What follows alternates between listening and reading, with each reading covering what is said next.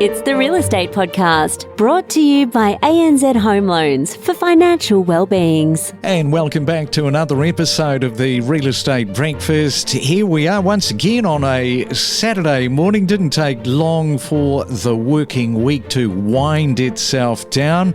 Yes, we talk property 7 days a week, as heard on iHeartRadio, Spotify, Apple Podcasts and Amazon. 17th day for August, just in case you were wondering what the date is. And you might be off to an open home, perhaps an auction, or you are transacting the final details. I know that plenty of those transactions seem to happen across the weekend. That's the beauty with this electronic stuff. You can sort of complete on a Saturday in a lot of cases. And if you're saving at the moment for your deposit, good luck with that.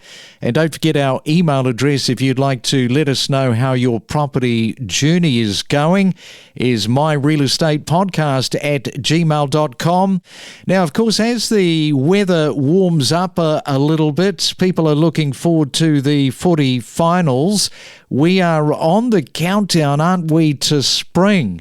And people, especially vendors, will be hoping that the traditional spring selling season is going to happen. It's going to heat up, especially the Sydney market, even more. So let's catch up on our Saturday morning with Anthony Landahl. He is the Managing Director and Mortgage Broker at Equilibria Finance. Yes, what do you reckon? Is there a bit of a flavour at the moment as we count down towards spring? Yeah, g'day, Craig. Fantastic to be here, mate, with the sun shining after a bit of a wet week in Sydney. And I think as we head into spring out of the cooler months, there is a little bit of an expectation that we'll see a kick in the market. The sun's out, people have prepared their house for sale and may have held off over winter. So I think everyone's hoping that with spring in the air a little bit, that we'll see a little bit of market activity and pick up through the next couple of months. And traditionally, the busiest time of the year, spring, and as mortgage brokers, I guess that this is when you start to see the worm starting to turn a little bit, and maybe a little bit more inquiry starting to come through the door. What has happened for you historically in the past around this time of the year? Yeah, we definitely see an uplift in credit flows from both owner-occupiers and investors, and that's, I guess, reflected as well in what we see in listings. I mean, nationally, the 10-year average, we see listings up about 18.2% and sales up about 8.3%. So vendors really see spring as the selling season. If we bring it back to Sydney a little bit, listings are generally up around 20% on average, with sales up around 10.4%. We definitely see that higher activity, and I saw some recent data with Ray White, and their listings are already up around 19% compared to 12 months ago, with people getting their properties ready for auction. What we're seeing is people are getting their pre-approvals ready, and we're seeing a bit more of an influx of owner-occupiers where the investor activity has been a little bit more focused through the winter period. We're starting to see people gear up for the spring selling season. I mentioned a couple of days ago that across the pond in New Zealand, the official cash rate, they dropped that by 25 basis points to 5.25%. The first cut in 4 years in New Zealand, and they're saying, the Reserve Bank of New Zealand is saying that they're confident that inflation was under control and would land and remain in that 1.3% target zone. However, in recent months, economic data has shown inflation slowing, unemployment rising, and all those economic growth factors stalling, which of course is what they wanted to see. We have spoken on this podcast before about the lag effect between NZ and Aussie.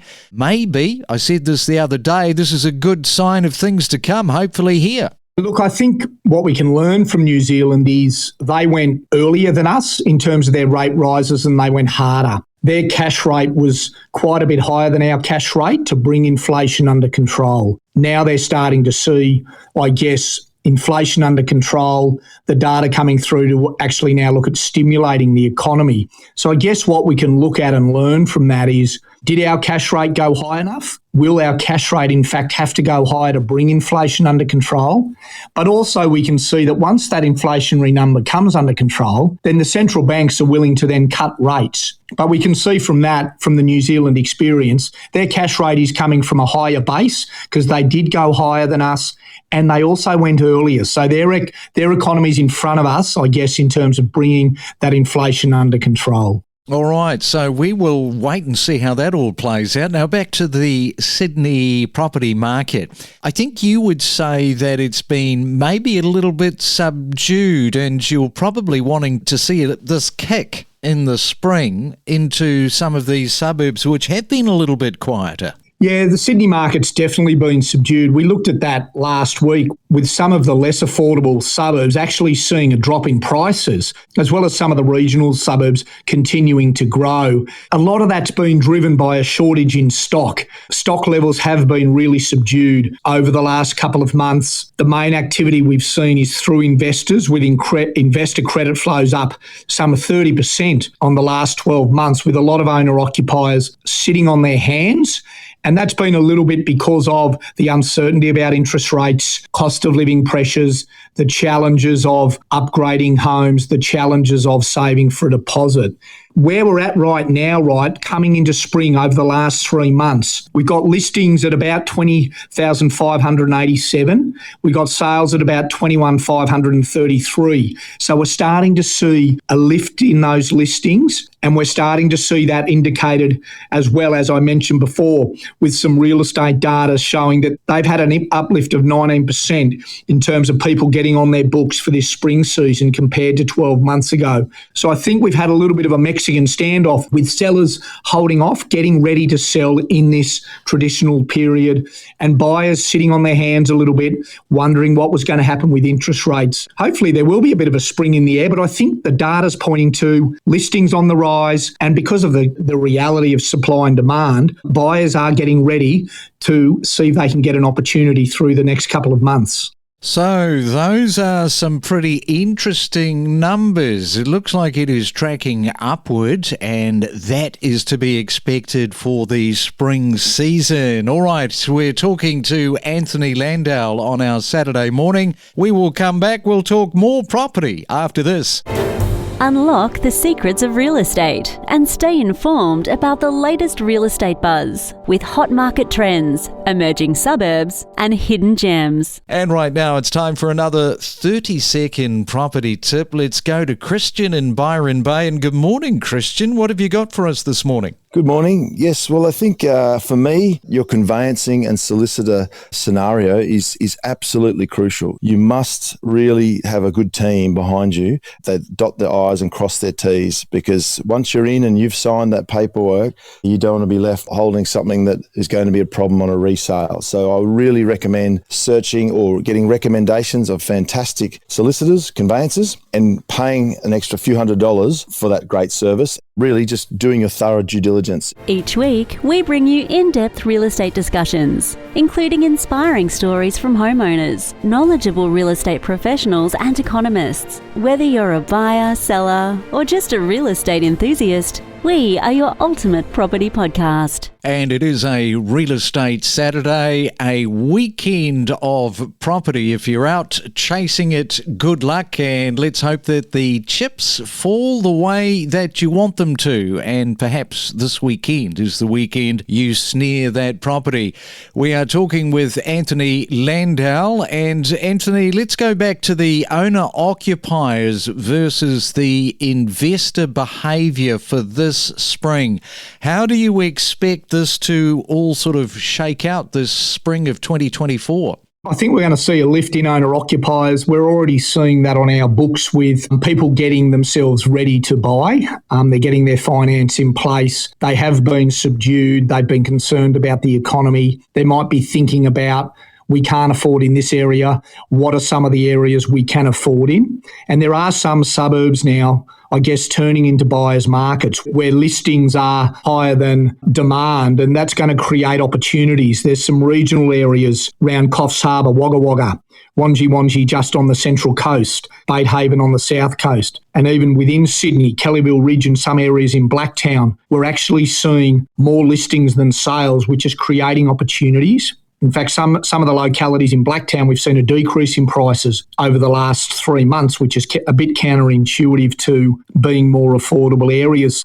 That's going to bring some owner-occupiers back into the market with a little bit of softening in some of those areas where listings are outstripping recent demand. So, yeah, I think we're going to see credit flows pick up for owner-occupiers through this time. Investors are back, they're active. Credit flows are up about 30% on the last 12 months. They're looking in different areas often than the owner-occupiers in terms of the opportunities they're looking for. I think the stars are aligning that we're going to see activity pick up. We're going to see owner-occupiers being in a position to purchase and take advantage of some of those opportunities where it is a bit of a buyer's market. Well, I mentioned, of course, it's a busy weekend for many people. They will be out looking at properties. And the fact that we are now heading into spring, people are constantly chasing down the finance, to get the money to be able to finance themselves, lever themselves into their first property, second or third. So finance is absolutely critical, but it is a busy time, isn't it, around spring for getting your finance all in order? Yeah, there's not many mortgage brokers or real estate agents having a break over the next few months. It's really busy. We're here for our clients. And I guess our main tips for those thinking about buying over the next 3 to 4 months into the Christmas time is get your house in order. Understand your deposit, understand what you can purchase, and get a good, strong pre-approval in place so that when you're at that auction, when you're talking to a buyer's agent potentially, when you're talking to a real estate agent, you understand your capacity, you understand your limit, and you're actually in a position to make an offer to purchase a property because it's a competitive market out there. Vendors are looking at selling their properties listed, so you want to be ready to go. So check out your pre-approval if you've got one in place. Talk to your broker, understand how long is left on that approval. Extend it if you need to, and make sure you understand, number one, you're pre-approved for, what you can buy for, and also number two, what you're comfortable with. What are your repayments going to be? Can you manage these? All right, Anthony, always plenty of great advice when it comes to mortgage broking there at Equilibria Finance. You enjoy your weekend, enjoy the surfboard, as you say, a little bit of fine weather you're hoping for, and we will catch you back in a couple of weeks' time. Yeah, looking forward to it, and have a great weekend, everyone. We don't just report on real estate news, we take you to the source of the information. We produce more property podcasts every week than anyone else. We are your trusted guide for all things real estate. When you say that, a lot of people will sort of go, what? What are you talking about, self-insuring? You've got a large portfolio. This is something that you've been thinking about, self-insuring right across that portfolio of properties. And this isn't something that I recommend for everyone. And if you have a single property, this may not be the best way to go. But when I think about all of the properties that I have, and I think about the insurance premiums that I'm now paying, then I'm probably looking at around $60,000 to $80,000 a year in insurance premiums.